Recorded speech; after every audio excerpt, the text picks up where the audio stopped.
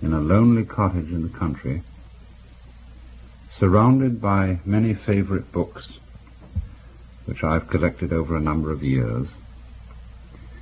And as I look up at the shelves, I see that there's a very large space occupied by the volumes of one man, Carl Gustav Jung, who left this world not more than a few weeks ago. And I'd like to talk tonight about some of the great things that I feel that Jung has done for me, and also the things which I feel to be his enduring contributions toward the science of psychology, of which he was such a great master. I began to read Jung when I first began to study Eastern philosophy in my late adolescence. And I'm eternally grateful to him for what I would call a sort of balancing influence on the development of my thought. As an adolescent, in rebellion against the sterile Christianity in which I was brought up, I was liable to go absolutely overboard for exotic and foreign ideas, until I read the extraordinarily wise commentary that he wrote to Richard Wilhelm's translation of a Chinese Taoist text called The Secret of the Golden Flower. And it was Jung who helped me to remind myself that I was, by upbringing and by tradition, always a Westerner, that I couldn't escape from my own cultural conditioning, and that this inability to escape was not a kind of prison, but was the endowment of one's being with certain capacities, like one's arms and legs and mouth and teeth and brain, which could always be used constructively. And I feel it's for this reason that I have always remained for myself in the position of the comparative philosopher, wanting to balance East and West rather than to go overboard with enthusiasm for exotic imports. But there are aspects of Jung's work far beyond this that I want to discuss. And first of all, I want to call attention to one fundamental principle that underlay all his work and that was most extraordinarily exemplified in Jung himself as a person. And this is what I would call his recognition of the polarity of life. That is to say, his resistance to what is to my mind the disastrous and absurd hypothesis that there is in this universe a radical and absolute conflict between good and evil, light and darkness, that can never, never, never be harmonized. This conflict has come up to us in a very vivid way in recent days with the trial of Adolf Eichmann. And with Arthur Koestler's passionate denunciation of any sort of philosophy of life, and he's thinking in mind, he has in mind particularly Eastern philosophies like Buddhism and Hinduism, which so slur the absolute differences between good and evil that in their name one could justify the sort of crimes which were committed in the concentration camps of Germany. And it's interesting, too, that certain people accused Jung also of Nazi sympathies because he, too, would not subscribe to the absolute state of a war between good and evil, going down to the very roots of the universe. Obviously, when certain crimes and catastrophes occur, human emotions are deeply and rightly aroused. And I would for myself say that were I in any situation where an Eichmann was operating, I would be roused to a degree of fury that I can hardly imagine in my present existence, but I know it would come out from me. I would oppose those sorts of villainies with all the energy that I have, and if I was trapped in such a situation, I would fight it to the end. But at the same time, I would recognize the relativity of my own emotional involvement. I would know that I was fighting a man like Eichmann in the same way, shall we say, as a spider and a wasp, insects which naturally prey upon one another and fight one another, do so. But as a human being, I would not be able to regard my adversary as a metaphysical devil. That is to say, as one who represented the principle of absolute and unresolvable evil. And I think this is the most important thing in Jung, that he was able to point out that to the degree that you condemn others and find evil in others, you are to that degree unconscious of the same thing in yourself, or at least of the potentiality of it.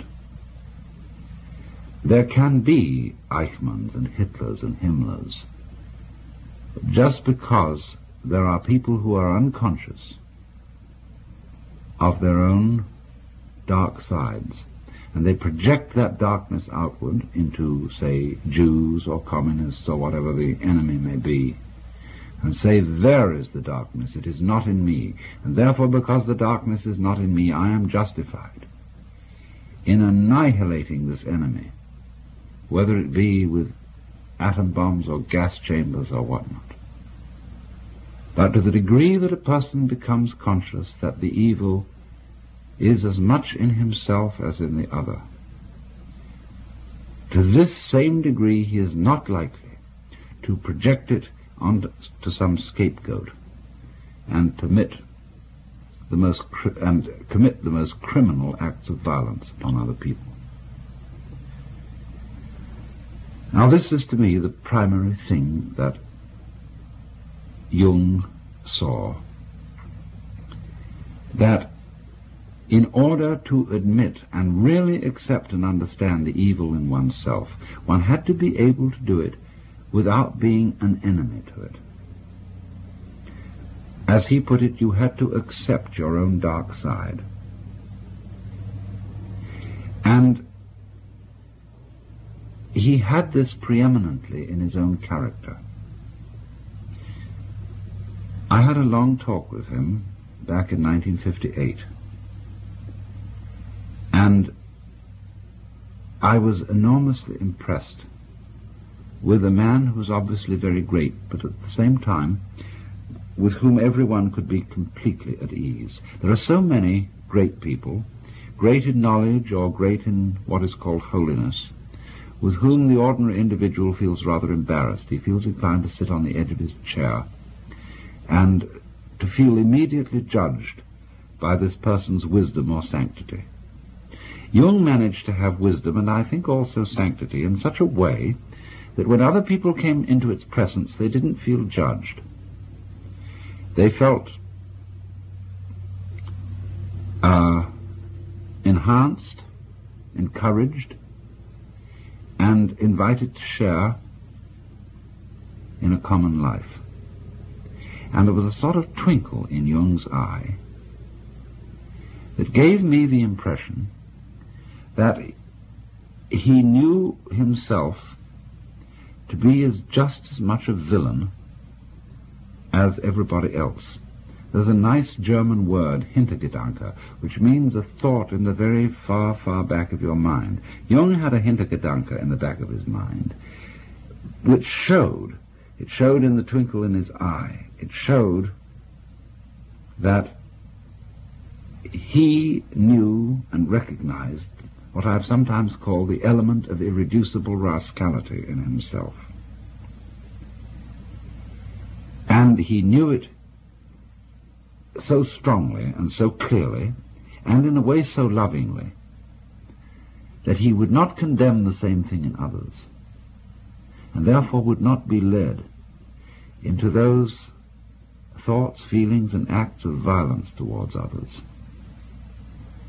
which are always characteristic of the people who project the devil in themselves upon the outside, upon somebody else, upon the scapegoat. Now this made Jung a very integrated character. In other words, here I have to present a little bit of a complex idea. He was a man who was thoroughly with himself, having seen and accepted his own nature profoundly. He had a kind of unity and absence of conflict in his own nature, which had to it this additional complication that I find so fascinating. He was the sort of man who could feel anxious and afraid and guilty without being ashamed of feeling this way. In other words, he understood that an integrated person is not a person who simply eliminated the sense of guilt or the sense of anxiety from his life, who is fearless and wooden and a kind of sage of stone. He's a person who feels all these things, but has no recrimination against himself for feeling them. And this is, to my mind, a profound kind of humor. You know, in humor there's always a certain element of malice. There was a talk given on the Pacifica stations just a little while ago, which was an interview with Al Capp. And Al Capp made the point that he felt that all humor was fundamentally malicious. Now, there's a very high kind of humor, which is humor at oneself. A real humor is not jokes at the expense of others. It's always jokes at the expense of oneself, and of course it has an element of malice in it.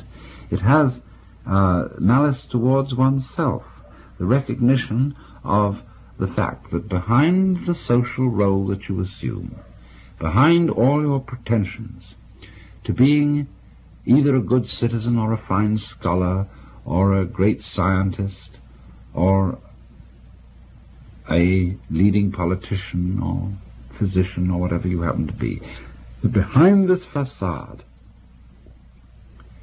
there is a certain element of the unreconstructed bum, not as something to be condemned and wailed over, but as something to be recognized as contributive to one's greatness and to one's positive aspects, in the same way that manure is contributive to the perfume of the rose. Jung saw this, and Jung accepted this.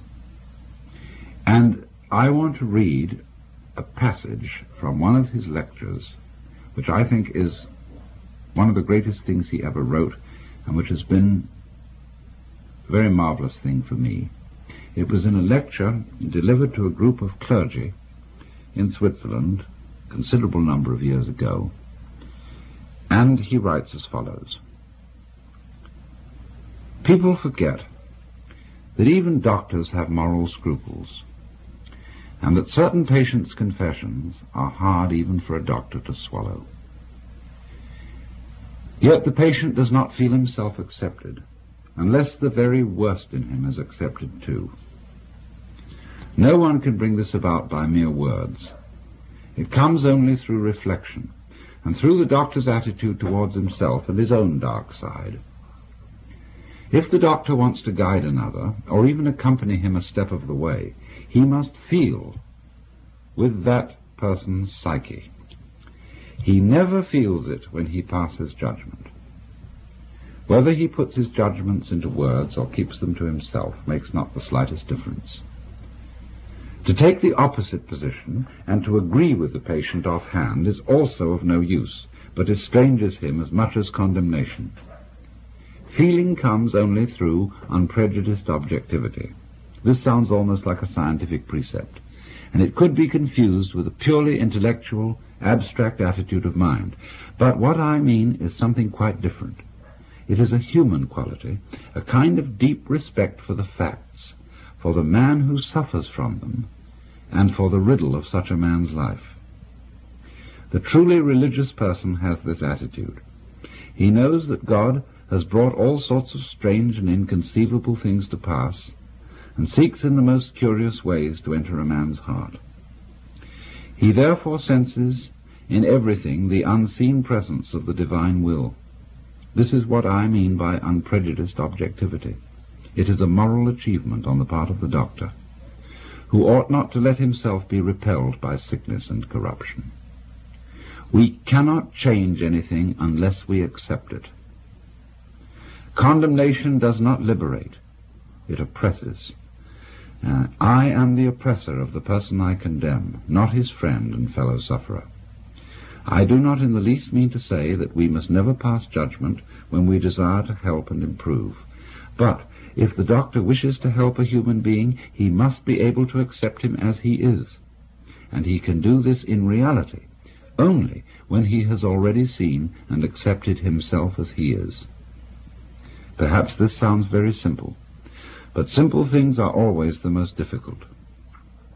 In actual life, it requires the greatest art to be simple, and so acceptance of oneself is the essence of the moral problem and the acid test of one's whole outlook on life. That I feed the beggar, that I forgive an insult, that I love my enemy in the name of Christ, all these are undoubtedly great virtues. What I do unto the least of my brethren, that I do unto Christ. But what if I should discover that the least amongst them all, the poorest of all beggars, the most impudent of all offenders, yea, the very fiend himself, that these are within me, and that I myself stand in need of the alms of my own kindness, that I myself am the enemy who must be loved, what then? Then, as a rule, the whole truth of Christianity is reversed. There is then no more talk of love and long-suffering. We say to the brother within us, Raka, and condemn and rage against ourselves. We hide him from the world. We deny ever having met this least among the lowly in ourselves, and had it been God himself who drew near to us in this despicable form, we should have denied him 1,000 times before a single cock had crowed. Well, you may think the metaphors rather strong, but I feel that they are not so needlessly. This is a very, very forceful passage, and a memorable one in all Jung's works, trying to heal this insanity from which our culture in particular has suffered, of thinking that a human being can become hale, healthy, and holy by being divided against himself in inner conflict, paralleling the conception of a cosmic conflict between an absolute good and an absolute evil, which cannot be reduced to any prior and underlying unity. In other words, our rage, and our very proper rage, against evil things which occur in this world, must not overstep itself. For if we require as a justification for our rage a fundamental and metaphysical division between good and evil, we have an insane and in a certain sense schizophrenic universe, of which no sense whatsoever can be made.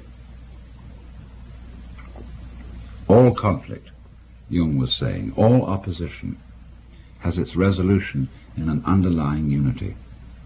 You cannot understand the meaning of to be unless you understand the meaning of not to be. You cannot understand the meaning of good unless you understand the meaning of evil. Even St. Thomas Aquinas saw this, for he said, "The justice is the silent pause which gives sweetness to the chant. So it is suffering, and so it is evil, which makes possible the recognition of virtue." This is not, as Jung tries to explain, a philosophy of condoning the evil. To take the opposite position, he said, and to agree with the patient offhand is also of no use, but estranges him, the doctor, or estranges him, the patient, as much as condemnation. Let me continue further, reading from this extraordinary passage. Healing may be called, Jung says, a religious problem. In the sphere of social or national relations, the state of suffering may be civil war, and this state is to be cured by the Christian virtue of forgiveness and love of one's enemies. That which we recommend with the conviction of good Christians as applicable to external situations, we must also apply inwardly in the treatment of neurosis. This is why modern man has heard enough about guilt and sin. He is sorely beset by his own bad conscience, and wants rather to know how he is to reconcile himself with his own nature, how he is to love the enemy in his own heart, and call the wolf his brother. The modern man does not want to know in what way he can imitate Christ, but in what way he can live his own individual life, however meager and uninteresting it may be. It is because every form of imitation seems to him deadening and sterile that he rebels against the force of tradition that would hold him to well-trodden ways. All such roads for him lead in the wrong direction. He may not know it, but he behaves as if his own individual life were God's special will which must be fulfilled at all costs. This is the source of his egoism, which is one of the most tangible evils of the neurotic state. But the person who tells him he is too egoistic has already lost his confidence, and rightly so, for that person has driven him still further into his neurosis. If I wish to effect a cure for my patients, I am forced to acknowledge the deep significance of their egoism. I should be blind indeed if I did not recognize it as a true will of God. I must even help the patient to prevail in his egoism. If he succeeds in this, he estranges himself from other people. He drives them away, and they come to themselves as they should, for they were seeking to rob him of his sacred egoism. This must be left to him, for it is his strongest and healthiest power. It is, as I have said, a true will of God, which sometimes drives him into complete isolation. However wretched this state may be, it also stands him in good stead, for in this way alone can he get to know himself and learn what an invaluable treasure is the love of his fellow beings. It is, moreover, only in the state of complete abandonment and loneliness that we experience the helpful powers of our own natures. End of quote. This is a very striking example of Jung's power to comprehend and integrate points of view as well as psychological attitudes that seem on the surface to be completely antithetical. For example, even in his own work, when he was devoting himself to the study of Eastern philosophy, he had some difficulty in comprehending the, let's say, the Buddhistic denial of the reality of the ego. But you can see that in practice, in what he was actually trying to get at, he was moving towards the same position that is intended in both the Hindu and the Buddhist philosophy about the nature of the ego. Just, for example, as the Hindu will say, that the I principle in man is not really a separate ego, but an expression of the universal life of Brahman, or the Godhead. So Jung is saying here that the development of the ego in man is a true will of God, and that it is only by following the ego that one, and developing it to its full extent, that one fulfills the function which this, you might say, temporary illusion has in man's psychic life. For he goes on and says here, when one has several times seen this development at work, one can no longer deny that what was evil has turned to good, and that what seemed good has kept alive the forces of evil. The archdemon of egoism leads us along the royal road to that ingathering which religious experience demands. What we observe here is a fundamental law of life, enantiodromia, or conversion into the opposite. And it is this that makes possible the reunion of the warring halves of the personality, and thereby brings the civil war to an end. End of quote. In other words, he was seeing that, as Blake said, a fool who persists in his folly will become wise, that the development of egoism in man is not something to be overcome or better integrated by opposition to it, but by following it. It's almost, isn't it, the principle of judo, not overcoming what appears to be a hostile force by opposing it, but by swinging with the punch, or rolling with the punch. And so by following the ego transcends itself. And in this moment of insight, the great Westerner, who comes out of a whole tradition of human personality which centers it upon the ego, upon individual separateness, by going along consistently with this principle, comes to the same position as the Easterner.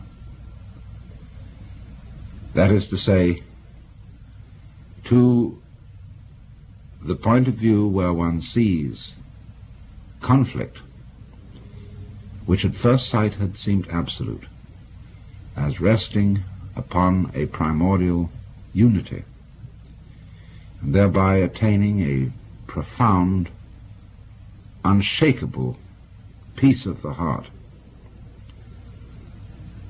which can nevertheless contain conflict, not a peace that is simply static and lifeless, but a peace